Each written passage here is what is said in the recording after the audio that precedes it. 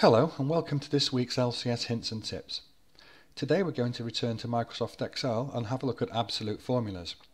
In Excel, whenever you drag a formula using a drag function, it uses the relative value as a default. That is, Excel decides which cells to use for the multiplication.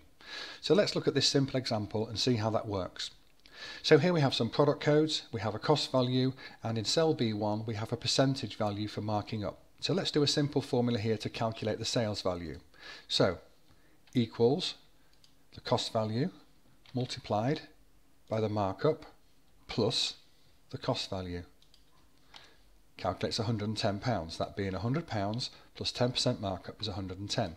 So if we drag this down in a normal way, you can see that we don't have what we expect, and that's because here Excel is using the relative value, so replacing B1 with B2, in this case basing B1 with B3, and you can see that B3 is actually not even a numeric value, hence it gives this error.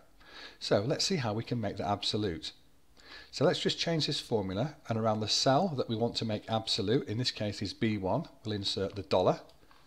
So $B, $1, and save that formula.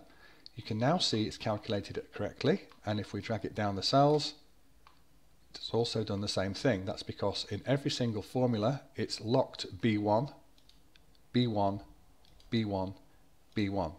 And if I change B1 as a value and make that 50% markup, you can see it reflects that calculation in all of the cells. So absolute formulas are really useful where you want to lock a part of a formula and make that absolute and keep it the same. I hope you found that tip really useful, and I look forward to bringing you more hints and tips in a not too distant future.